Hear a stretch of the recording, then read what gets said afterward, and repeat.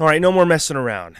Here is the spoiler review for Deadpool and Wolverine. I just saw it today. I did my non-spoiler review literally just like minutes ago, and I'm gonna get that. I got that out sooner. So if you, this is the spoiler review. If you're here for non-spoilers, you read the title, and I'm just saying this. This is the spoiler review. We're gonna talk about what happened in Deadpool and Wolverine because it's absolutely crazy what this film did. And I'm just going to start from the jump because there's a lot to cover here, everybody. Again, if you saw the non-spoiler review, I gave this film a 10 out of 10. This film is fantastic. It's the course correction the Marvel Universe needed, and we are back on track. At least I hope so. Captain America's next. Let's see where that goes, but I have hope that Kevin Feige knows things were getting messed up, and now we're back on track. Guys, this film was everything we wanted it to be, right? If you disagree, let me know. This was everything I wanted it to be. People who showed up, I was super excited. The way the chemistry between Deadpool and Wolverine was fantastic. I thought it was hilarious with the comedic aspect and the serious aspect. And listen, we're just going to get right into it. I thought this film handled the whole thing with, oh, how are they going to handle the Logan situation? Wolverine died. Hugh Jackman said he was done. Of course, Hugh Jackman says, I want to come back, mate. And they make this movie. How do we acknowledge Logan? You start the film with Deadpool digging the body up of Logan, the adamantium skeleton, the skull, and you see his beard and everything from Logan, and it was just like hilarious. You're almost in shock. Part of me, as I was watching, I'm gonna be honest, I was like, oh man, is this gonna make people like upset? Like, is this too goofy?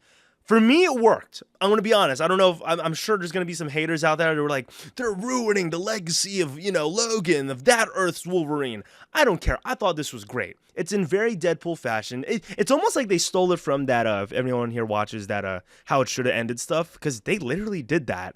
But again, how else is Deadpool going to do it? Of course, he's going to dig up Wolverine and stuff like that. But it starts off, of course, with Deadpool with his little time tracker thing, or no, with the TVA thing, because it was revealed that was what happened later on, pulling up the adamantium skeleton of Logan, and it was just like, wow, what's going on? Then the TVA show up, and this was like, I think having the TVA here was just the perfect segue into having them into the MCU. It's almost like everything was so perfectly planned out, like with Disney buying Fox and then the TVA being here, because the TVA gives you so many opportunities to bring all these people together, all these characters together that wouldn't make sense, but now it makes sense because they're here to put people in purgatory, all that stuff.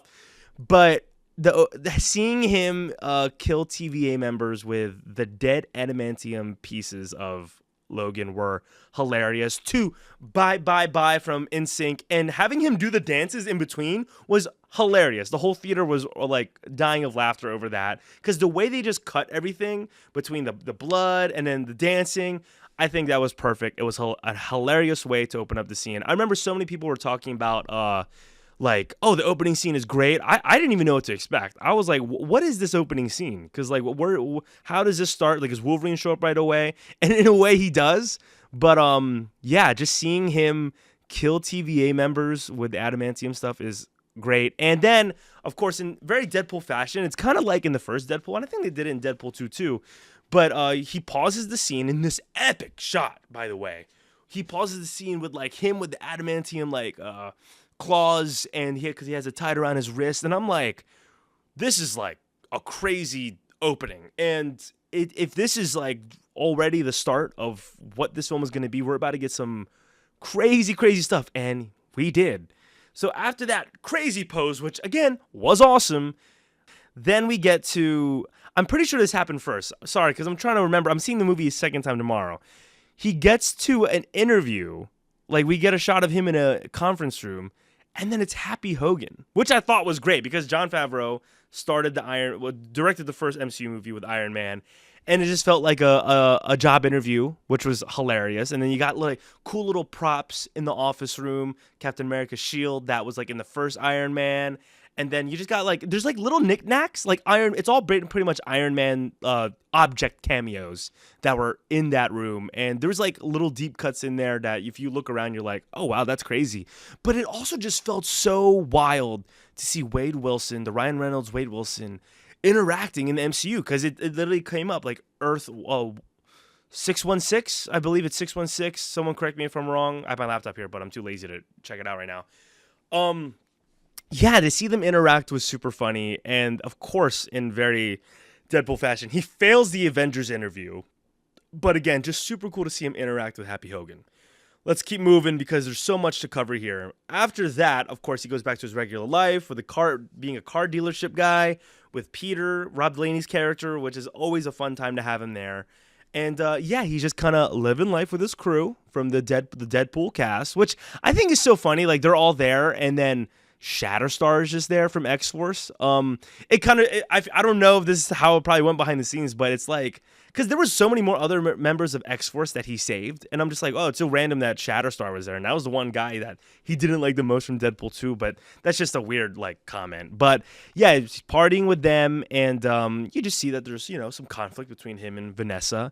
But he's not fulfilled. Something's not fulfilled in Wade's life, which is like, okay, there's a little emotional, impact here. And then of course the TVA show up because again, this is all a flashback from the first scene with the adamantium like kills with Logan's dead body, and yeah, TVA shows up, and this is when you're like, oh, this is all right. We're about to get real, and he gets sucked into the TVA, and it's just like, whoa. And then Paradox shows up, being played by. Okay, now this I'll actually Google because I liked what this guy did. Paradox Deadpool. Matthew McFadden. Matthew McFadden shows up as playing Paradox in the TVA. And you do get some weird vibes from him. You're like, oh, is he a good guy? Is he a bad guy? And he's there to just kind of tell Wade that, hey, we want you for the Marvel Cinematic Universe.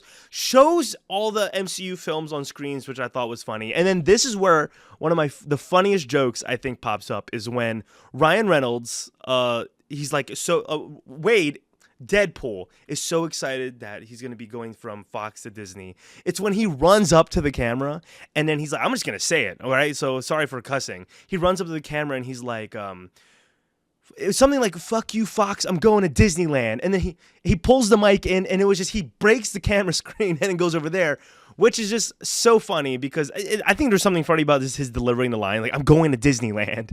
And it was just so great because it's kind of like how a lot of people feel, where it's like, yeah, like, just get all these heroes into Disney. Like, I understand people can fight, like, Disney's destroying these characters. Listen, get everyone in here so we can just have one big party. That's how my function is. Like, people are like, no, have them being separate. Get everyone under one umbrella and let's just have a big party. Crossover films.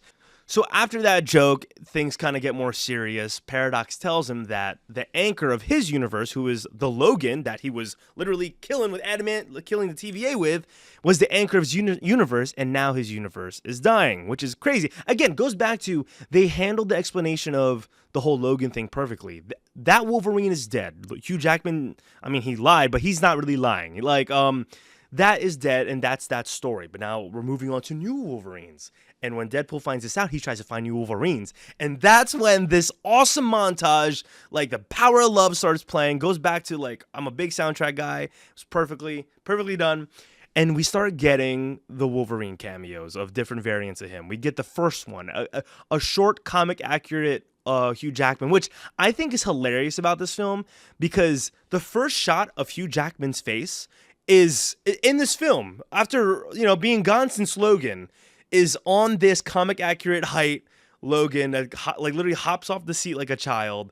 And it shows that it's pretty much telling the audience is like, you really wanted him to be this short, right? Like, again, that was never something that bothered me, but of course there's hardcore fans out there that's like, you need to make Wolverine short. And it's like, okay, there you go. You got it. And look how ridiculous it looks. And then he just hops through, different variants. Forgive me, I'm not a huge comic book guy. I'm more of a movie guy. But I'm assuming a lot of the variants we saw were comic book adaptations. I kind of recognize a few, but we just get really epic versions of Hugh Jackman and as Wolverine in different costumes. One of the more exciting ones, which was a rumor of mine, was a theory of mine, was Wolverine going up against the Hulk. And we get a little tease of it. I almost wish we got more, but I understand this movie has to keep going. There's like so much going on in this movie. But we get Wolverine in another comic accurate suit, and man, I freaked out when we saw over the shoulder a Hulk, and then a slight interaction with Deadpool and Hulk. I didn't even hear what Deadpool said to the Hulk because the theater was going so crazy. Hopefully I hear the dialogue tomorrow.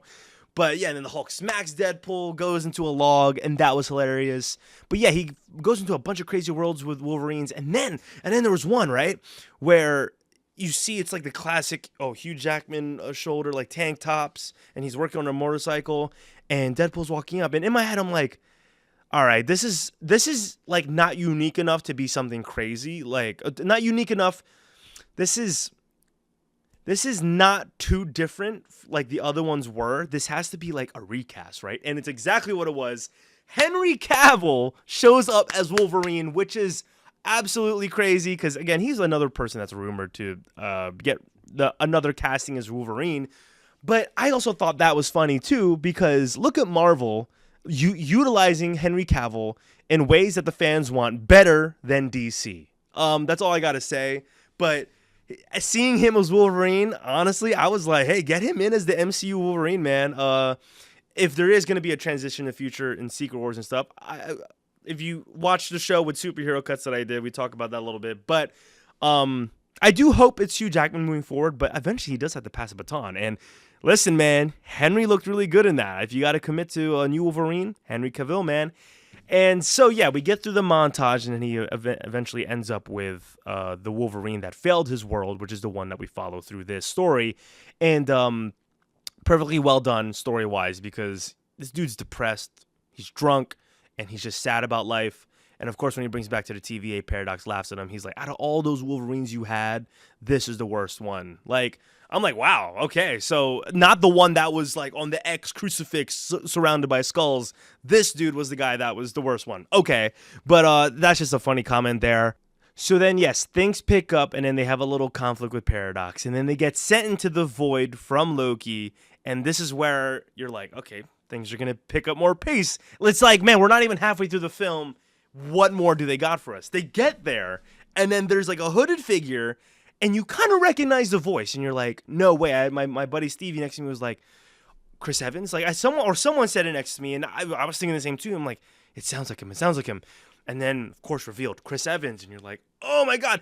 I knew it. I knew it was going to be a Human Torch thing. I don't know if it did successfully trick people to be Captain America, but I've been dying to see the Fantastic Four come back, at least the OG ones. I was looking forward to be in Doctor Strange Multiverse Madness, but then we got the John Krasinski nonsense. But Human Torch returns, and it's just in a funny way. Deadpool's like, oh, he's going to say it, Avengers Assemble, because he thinks it's Captain America. And then it was the Human Torch, and he starts flying around, and I'm like, oh! Like, I was, like, jumping off my seat. I was like, the Human Torch is here. That's crazy. Are we going to see the more of the Fantastic Four? And then, of course, Pyro, because all the X-Men villains showed up, sucks the power out of Human Torch, and, knocks him out. Like, he, like, drops on his face, and it's like, oh, what the hell's going on here? But seeing the Human Torch showed up was a great indicator of we're about to get some crazy cameos. Ryan Reynolds delivered. This was the Multiverse of Madness that we needed. Because, again, Doctor Strange didn't deliver really on that at all. So this was perfect. And then they get captured. We're just going to kind of zoom through it. The guys get captured. And I was happy to see that Chris Evans had not a pivotal role, but he had more than I thought. Because I was scared the moment he gets passed out from Pyro. Like, that was it. We're going to see. I thought he died. I was like, oh, man, that's all of Human Torch. But he's in the cage with them. They're chit-chatting. And then they get to the Ant-Man base with Cassandra Nova, all the villains, and in a crazy fashion, she comes out, and of course, the Human Torch is part of some resistance that we haven't met yet. But when we meet them, it's freaking crazy, and that whole thing with Deadpool saying, "Oh, did you hear what Johnny said about you?" And then the way Chris Evans just acting like was hilarious, like just the banter there, the chemistry there was so funny, and then she ripped his skin from his body, and then we just see his skull and his meat, and then he just falls apart, which was insane to see. But it showed how powerful Cassandra was, and I was like, all right, like, she's not playing any games. She even like threw Logan in the dirt, and then when she kept doing that like hand stuff to people, like putting her finger, I thought that was a pretty cool effect. I'll be honest. I feel like it might make some people feel uncomfortable, but I thought like the whole thing of her like controlling people with the fingers in their face and stuff like that, I thought that was a crazy effect. I thought it was cool, and I thought it was a cool way for her to, kind of dive deep. But then it goes back to like emotional state when she did that to Deadpool, when she kind of like put her hands on him. It goes back to like, why he's there, why he's like feeling the way he is. and she tries to mess with him a little bit mentally, and then he's just like, nah, Vanessa didn't say that, all this stuff. But super cool, heavy emotional stuff there. And then we just see a bunch of X-Men villains that I'm making the call because I was like, oh snap, all these X-Men villains are here. Azazel, Toad.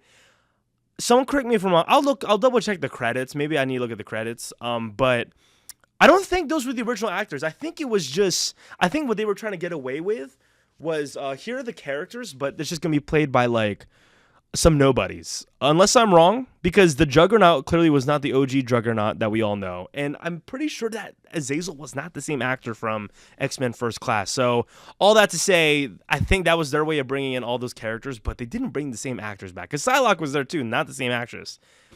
So we'll keep moving. They encounter Cassandra Nova up in the head of Ant-Man. And Johnny Storm is dead, which is, again, I thought it was funny. But it's so cool to see them back. I was a big fan of the Fantastic Four films. Yeah, what was it? She goes up. How did they get out of there now? Now I'm thinking. Oh, that's how they got out. So I'm remembering. Alioth from Loki. And Deadpool actually even says that too. He's like, Alioth from Loki, like season 1, episode this, which is so funny. Alioth starts coming in, and then they're like, oh, how do we get out of here? I don't know if there was a reference to it. It happened so fast. Logan hops on some sort of robotic boot, and then they fly out. So that's how they got out the first time, because they ended up going back to Cassandra Nova later. And yeah, they fly on a boot. They land in a field, and then Dogpool shows up, which is, again, just a funny, cute dog that adds it's a cute scene. It's cute scenes with the dog. And then I thought the stuff with Samurai Deadpool was hilarious. Just how he was just a super nice, genuine dude, and Deadpool was just so angry he couldn't have the dog because of how nice that guy was. And I was like, man, he's gonna find a way to kill him, and the way he does later in the film is hilarious. So then all that, they encounter Samurai Deadpool. Samurai Deadpool kind of talks about, there's a whole bunch of Deadpools out there. And then he takes him to a van that's his. And now it becomes like this road trip thing, which is kind of a cool thing. Wolverine, Deadpool in a van. And more emotional scenes come up. Like Wolverine talks about, doesn't actually want to talk about why he is the way he is. And then Deadpool opens up a little bit about who he's trying to save. And I think Wolverine tries to open up a bit, but then they get into conflict. Another awesome fight scene with Wolverine and Deadpool in the van, and it's like they just keep fighting back and forth until time passes. And then, of course, someone gets in a car, drives them away, and my first thought was, oh, it's X-23, but actually maybe it was this whole time. Yeah, it was her, because they get to the Resistance base, and this is where I was in shock. Elektra was rumored, shows up. I didn't believe the Wesley Snipes Blade thing was going to happen, but it did, and I am not upset. It's kind of cool to see that maybe Ryan and him squash the beef from the third Blade movie.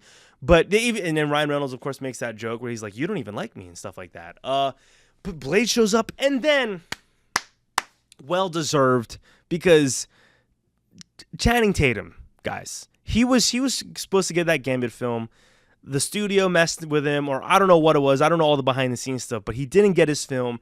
And this movie, it was the perfect opportunity to just have him do it, And I felt a little weird at first, because it does. I mean, it's obvious that this Channing Tatum thing is a one-off. It definitely is, because it was like, all right, if he's gonna be here, let's put him in the comic accurate suit. To me, for a second, I was kind of taken out. I was like, it just feels like cosplay in a really bad accent. But I don't know, maybe that's what the whole point was.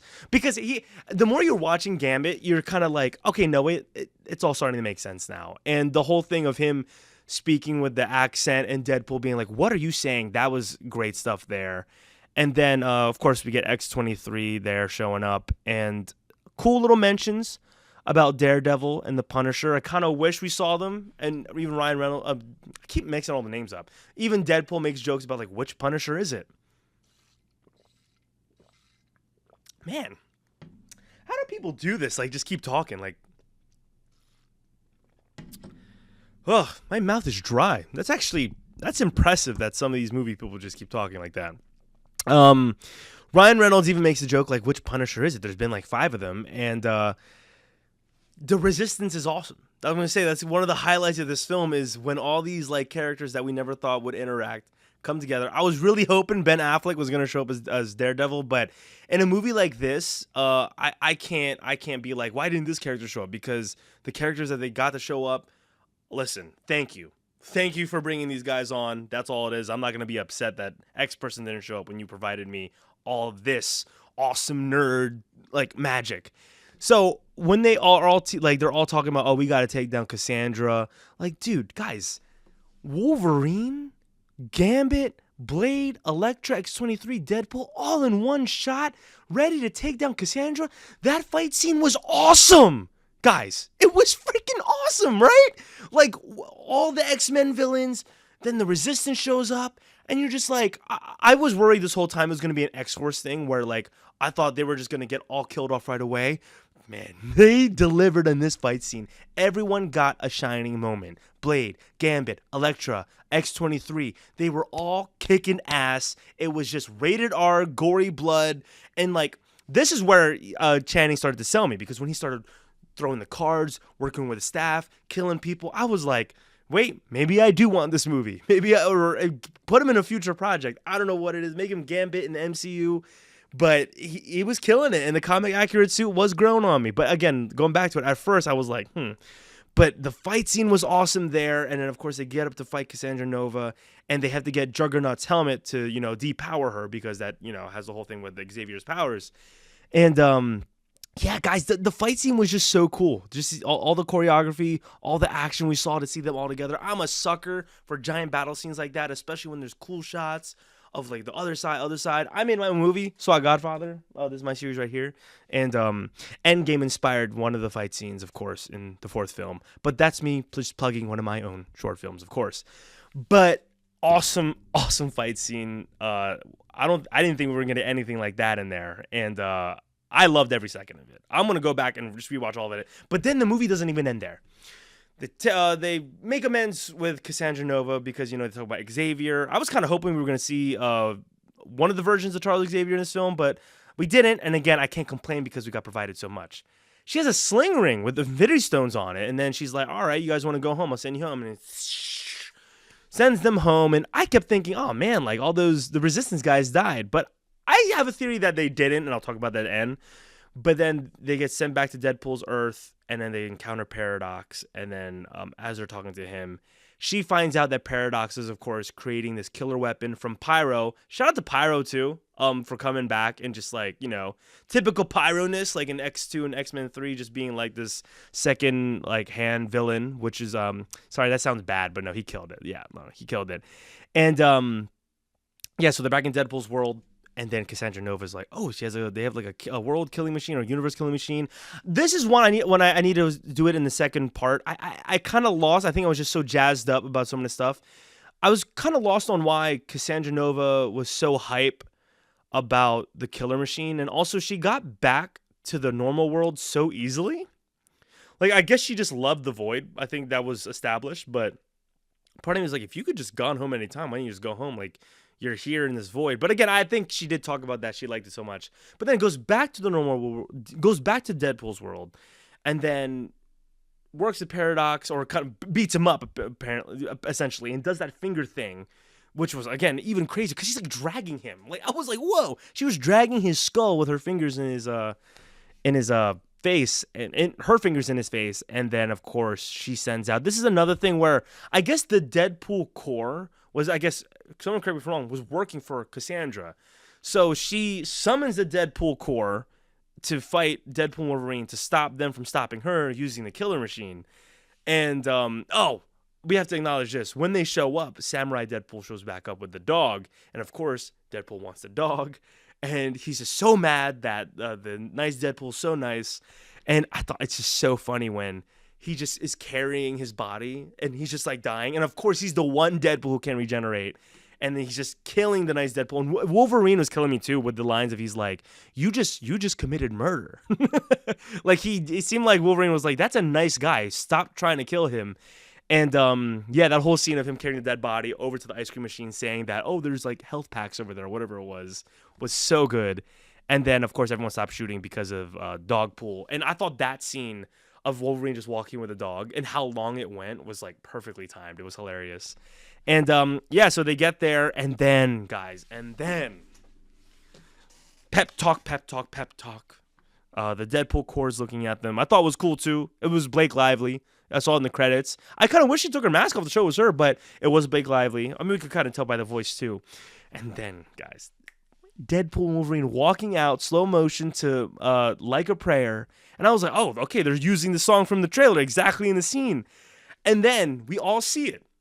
Hugh Jackman's going behind. And I'll be honest, at first I'm like, what's he pulling? Because to this point, we all forgot about the cowl. At least for that moment I did, because I was thinking about it throughout the movie, but I'm like, I didn't even think about the cowl. I'm like, is he going to pull out swords? I'm like, he has his things.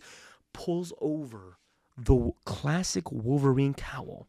And it's just, he's just seeing the both of them. It was just, I was like, the way the theater roared, and I was just like, oh, I was probably making someone mad with the noises I was making. But to see him pull the cowl over, the white eyes, it all looked perfect. It was awesome, sleeveless, and then just to see the both of them go at it in this perfect, because Guardians of the Galaxy 3 did this too. I love it when there's shots like this. A complete one shot of the heroes fighting the bad guys, just going, and it kind of reminded me of the Super Mario movie when they're kind of like, Mario and Luigi are kind of like, going through stuff, but we got this complete one shot of Deadpool and Wolverine with the cowl on, just murdering several Deadpools, and he's just like, whooshing, whooshing. I can't even explain like how amazing it was and how I felt in this theater. I haven't felt this way, and I'm sure a lot of you haven't. I haven't felt this way in a theater since Endgame, guys. Like, we've been in a lull of Marvel and Star Wars films, honestly, and I think we're finally gonna get back on this hype train. But then the awesome one shot of killing all the Deadpools. And I was like, the whole time it's happening, I'm like, oh, he's going to take the cowl off right away. He kept the cowl on a decent amount the rest of the movie, which I was like, okay, hey, I'm all for it. Keep it on, because this is Wolverine. I mean, Hugh Jackman's Wolverine regardless, even without the mask. But just to see him in it was like such a magical feeling. I don't know. It just hit different. And the fact that he's wearing it the whole time was so cool. And then they have to get down to Cassandra Nova, and then Paradox tells them that, oh, you could die by, like, doing X, Y, and Z. I actually forget exactly what they said because I was just so focused in on the cowl when he had that, like, close-up on Paradox with the claws, and I was like, ooh. And then Deadpool himself made a Batman joke. He's like, he kind of looks like Batman. Listen, this is a message for James Gunn. Maybe I'll even clip this out. This is a message for James Gunn and the DCU. Put the white eyes on Batman. It works. You see it work for Deadpool. You've seen it work for Spider-Man. Now it can work, because look at Wolverine. That was freaking awesome. If you want to make your Batman different from all the others and make him awesome, just put the white eyes there, because that'll be completely different. And again, it can work, because the way Wolverine looked in this was badass.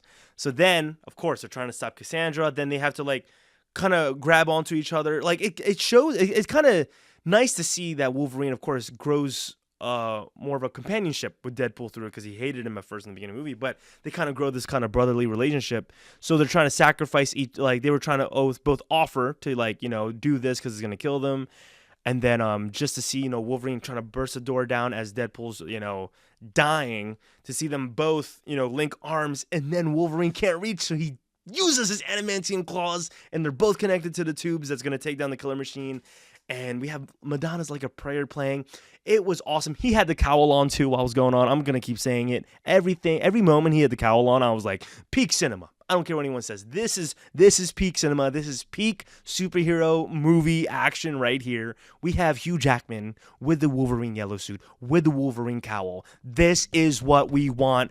Awesome superhero action. Superheroes being superheroes. I'm tired of just overthinking it. Just give us movies like this, everybody. And then, yeah, once they do all that, we get appearances from, oh my gosh, Loki cast real quick, because it was cool to see her. And there was some funny stuff that happened with her too. We had B-15. We had B-15 from the Loki show up, because it looks like she's kind of like the head now, which is awesome. And when she shows up, she's kind of like trying to figure out what's going on here, guys. What the heck happened? And then Peter shows up, and then those little love scenes, like, oh, not love scenes, but this little like chemistry scenes between her and Peter. Again, it goes back to like there was a timing scene where they were staring at each other, and then Paradox is like, "What's going on?" Because it's like, oh, and then there's just like it's funny that they kind of incorporated a little oh, they like each other type energy there. And yeah, guys, I mean, and that's covering most of it in this time frame that I've been doing. She talks to them, and then of course Deadpool's like, "Oh, come back with me to my place." And I thought them eating shawarma was fun after the battle, and then Deadpool was like, the Avengers created shawarma or introduced it, because I'll be honest, I'm one of those people, I didn't know what shawarma was until the Avengers. So Ryan Reynolds saying that was pretty funny. And yeah, he brings Logan back into his apartment, and now Logan's kind of part of the Deadpool family, which is pretty cool. But now the question is, where do we go from here, right? My theory, what I'm hoping is, listen, Logan's there, Deadpool's there. B-15 clearly said, like, hey, live here and your world's okay. I think Secret Wars is going to bring them back. I think that at the end of the day, that's my theory. I can't tell you how. I can't give you all the details, but I think, again, Secret Wars deals with multiverse stuff. There's no way Deadpool and Wolverine don't make an appearance in that. And what I'll say is that might be Hugh Jackman's send-off maybe in that film. I mean, at least that we know of, because, again, we thought Logan was a send-off. But either or, they'll eventually have to recast Wolverine. And again, hey, Henry Cavill looked great. Use him. I don't even care what anybody says. Use him. But yeah, guys, that's kind of where I think it's going to go again. Deadpool and Wolverine going to show up in Secret Wars. I think that's the next time we're going to see those two show up. I don't see where else we could see them unless they make an X-Men movie before Secret Wars that we don't know about. Maybe they announce it this weekend on Comic-Con. This video is dropping this weekend, so I haven't seen Comic-Con yet. But yeah, guys, that was the film. Again, I loved it a lot, as you can see. I rated it 10 out of 10 Ethans right there. 10 out of 10 Ethans. I'm not going to hold back. A lot of people are like, 9.5 because of this, that, and the third. I enjoyed this from beginning to end, and I'm giving it a 10 out of 10. They worked hard. This was a fantastic film. You could see the chemistry on screen with everybody. Even behind the scenes, you could tell that people had a passion for making this film and making this comic accurate madness happen. It was fantastic. And I thought it was pretty cool. During the credits, it was kind of a farewell to the Fox movies and all that stuff. Like they showed all the Fantastic Four, X-Men stuff, even Elektra, and I think Daredevil behind the scenes too. So a lot of stuff in the credits there. I thought that was a pretty cool way to pay homage to the past films and everyone who showed up in the films too. And then the post-credits scene, I'll be honest, I was kind of hoping it was going to be more of a, hey, here's what's going to happen next. But what we got was still good, and it was funny. It just showed that what Deadpool said about Johnny was true. And I gotta say, Chris Evans delivered those lines hilariously. Like, he delivered it perfectly.